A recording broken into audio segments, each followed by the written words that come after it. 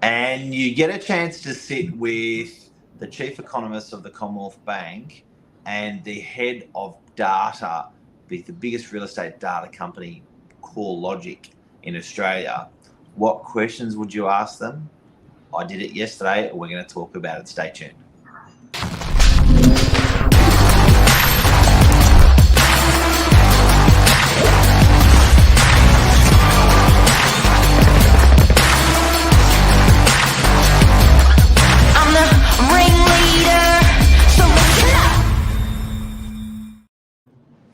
Good morning.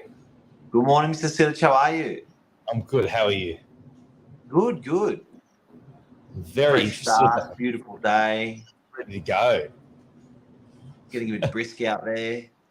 It is actually, but it's nice. I prefer it than sweltering with heat when you're trying to sleep. Absolutely. So, big day yesterday. Yes, I'm very excited to hear all these golden nuggets that you took away yesterday. So what did you actually do? Where were you? The Commonwealth Bank private has a building on the sort of western end of the city. Yes. They've built these incredible studios, and the guy from SBS walked in and looked around the studio and went, "Oh my God, not even we have this level of equipment." It is a fully cocked. I did a tour of it and put on my socials last night. It is a fully cocked studio, and it was packed with like industry heads, and then these guys sat down for an hour. They were interviewed by the SBS gentleman. I can't remember his name, and then we did a Q&A with them for 10 minutes, Lisa and I. Wow. Some heavy hitters to be talking to.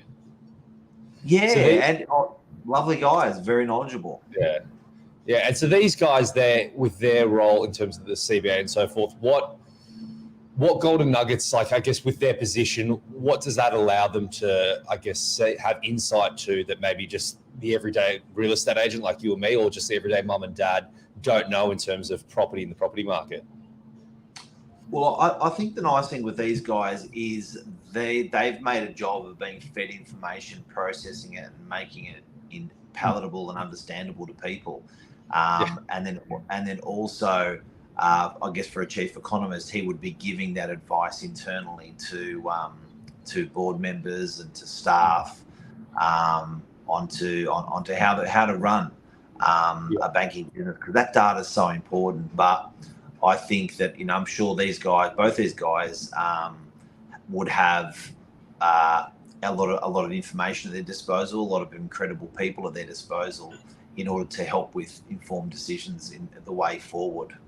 Yeah, and it'd be a big job as well, like to have all that information all thrown at you and then to be able to put it together in a concise manner that you go, okay, there's all these terabytes of information, all these millions of people with loans and whatever it might be, and this is the couple of sentences I'm going to say. It's quite a big thing to put that all together. Big time. Big data. There's a lot of data. Yeah. So the burning question, what was the main topics that were discussed yesterday? Everyone loves talking about interest rates. Everyone loves that question on everyone's lips. Something that I learned was there is a lag. To cop the full effect of an interest rate rise in an economy is 3 months. 100%. That makes sense to me.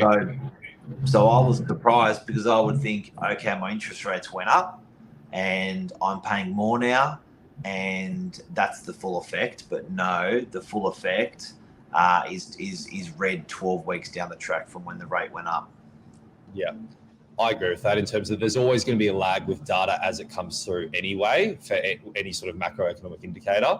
But especially with the way people act as well, when you get slapped with it and your interest rate increases, you go, oh, I need to change my spending. It's not like that next day or that week you go out and all of a sudden you've made all the drastic changes you need to do. People are slow to react. That makes complete sense to me that it takes people time before they really start to alter their spending patterns. So 3 months gives a true indication of, okay, this is the way things are now. Yeah.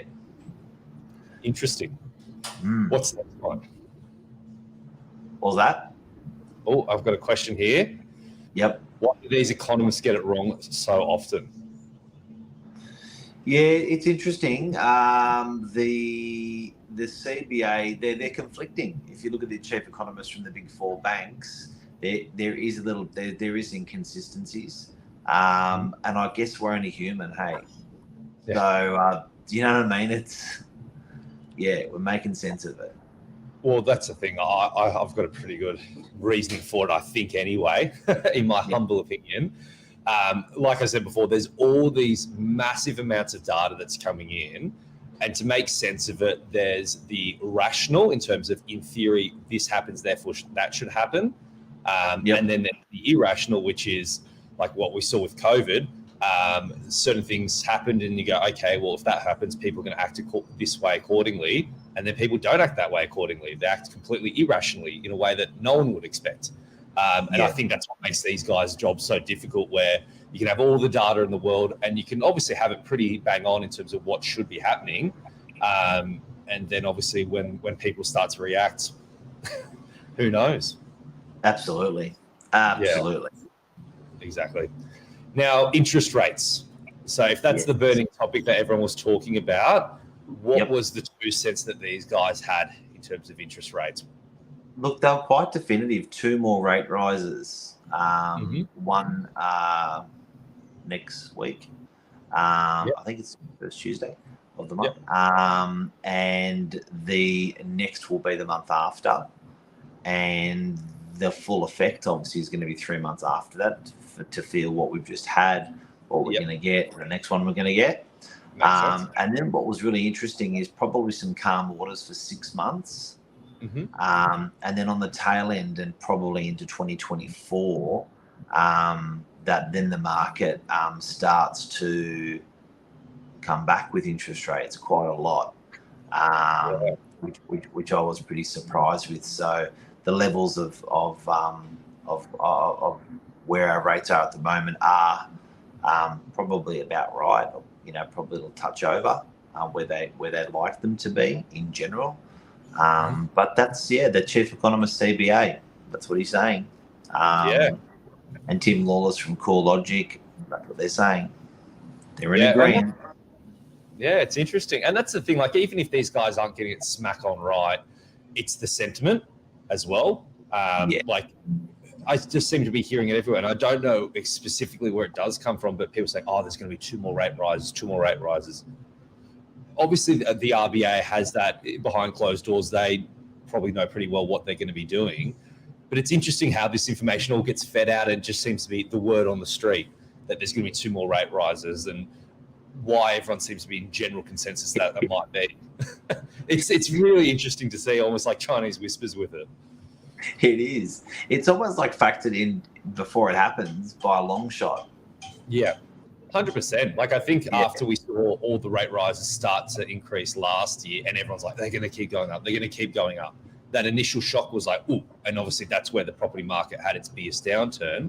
Yes. And then as people started to see the light at the end of the tunnel, and now there seems to be a very obvious light at the end of the tunnel. Okay, we are capping out now, whether it's 1 more, 2 more, 3 more, whatever it is, it's not going to be 10 more.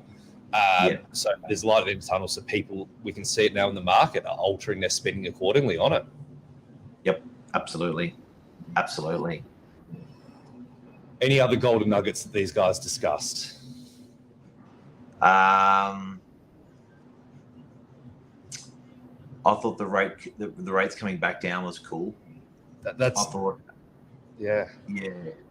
that was a little bit unexpected. I was like, okay, that sounds good.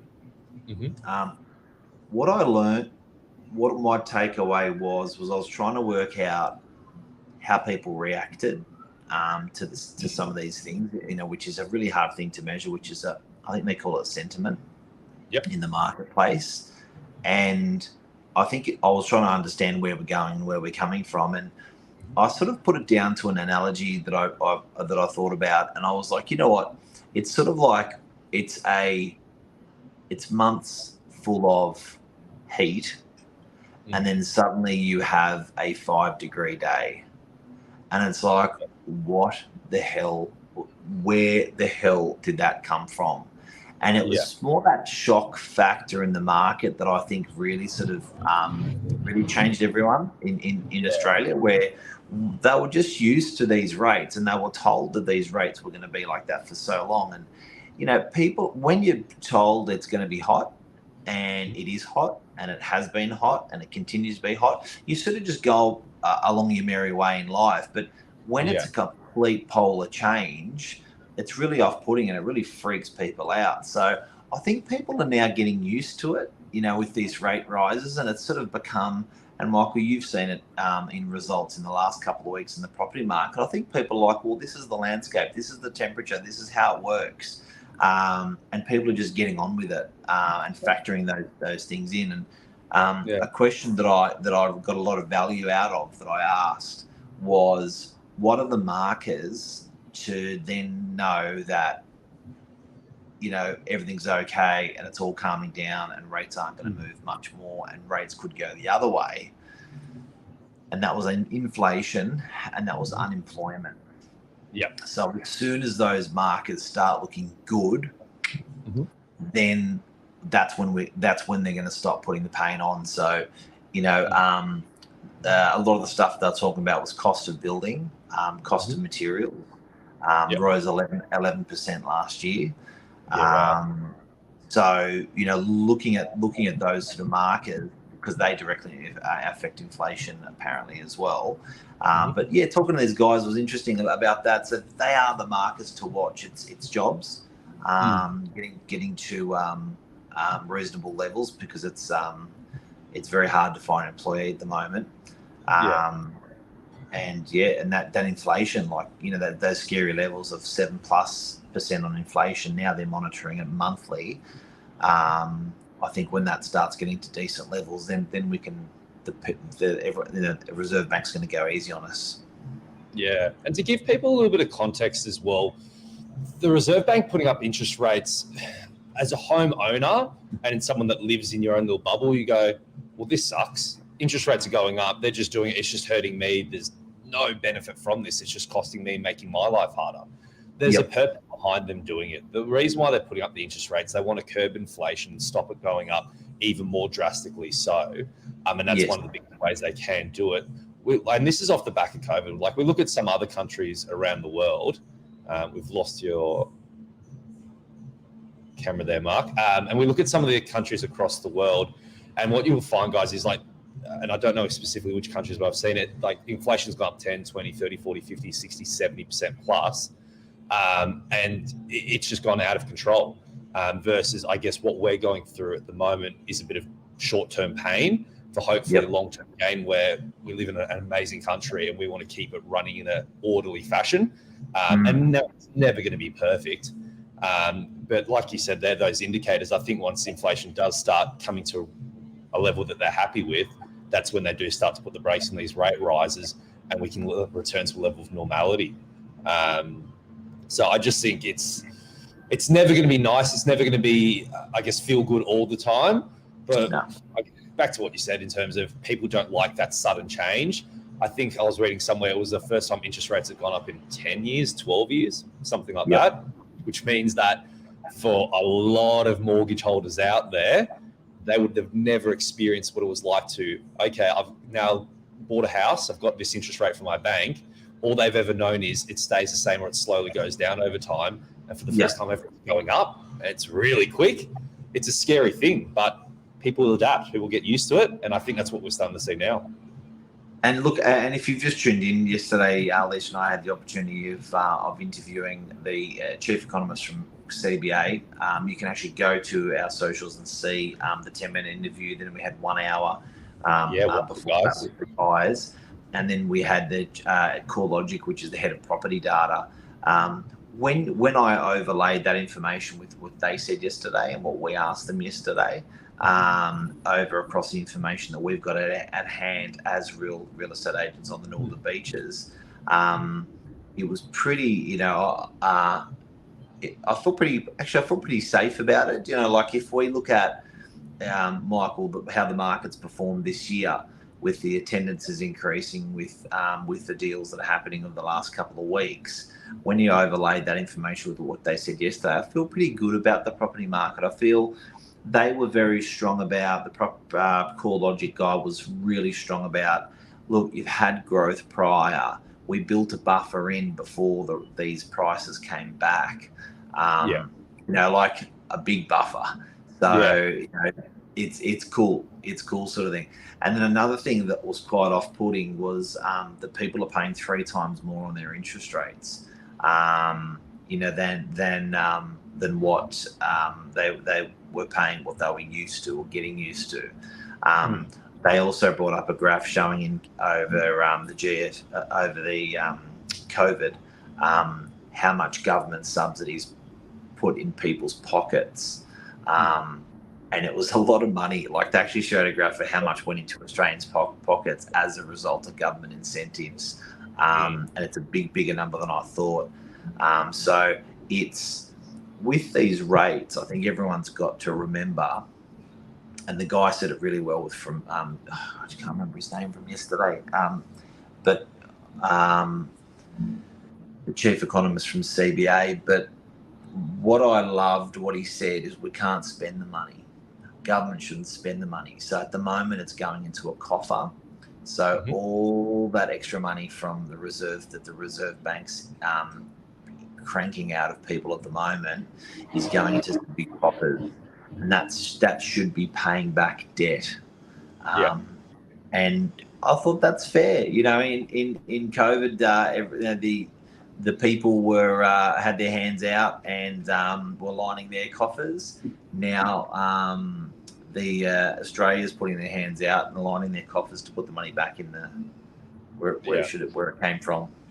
Yeah, it's a zero-sum game, as we'd say, in terms of the money doesn't disappear. It just it goes to another. Yep, it's about making sense exactly of it all. Right. Yep, and you bitch and moan on both ways. Like, you know, in COVID, it's like, you know, the government's paying out. You're like, oh, there should be more. Oh, it's not enough. Oh, we're in trouble. And then when it's time to go the other way, it's hard. It's hard. Yeah, no, I don't think it's ever going to be perfect. That's the bottom line. I think you look back at the history of any country, and I don't think you can ever say that was all run perfectly. That was exactly the way we want it to be. But it's making the best of what you got. Absolutely. Any questions before we go? Very good. Lisa made a good point. Who'd like their job? It's a tough job. It's a tough gig. Oh, amazing guys. Beautiful minds. Yeah. Beautiful minds. No, I think that's it. That's really interesting. I hope it's been valuable for some of you guys out there as well, because it's not like, I guess you hear a lot of time, like Mark and myself talking about us on the ground in real estate. And that's more of a micro level. These guys are talking more of a macro level. So hopefully there's been some useful information there. And definitely go onto the Novak social channel, Mark's social channel, to watch some of the clips there as well, so you can hear it directly from them. Lisa asked some killer questions. It goes on for about 8 minutes. You can watch it on those socials, and you know, it's I think it's really, really exciting times that are ahead of us in the property market and stuff like that. And fundamentally, nothing's changed. Even though we think life's different, it's harder, it's tricky, it's this, that, but fundamentally, it seems just nothing's changed. It's just this cycle we're falling in and out of that you know, that's happened with the property market. Like on a micro level for the Northern Beaches, nothing's changed with the Northern Beaches. It's still just as good a place to live as it was 5 years ago. None of those factors have changed. It's just about people's pockets. And once that levels out, I think people are still going to want to live on the Northern Beaches. Yep. Awesome. Absolutely. Thank you, Mark. Appreciate it. Thanks, everyone. Thanks for watching. See you later. Bye.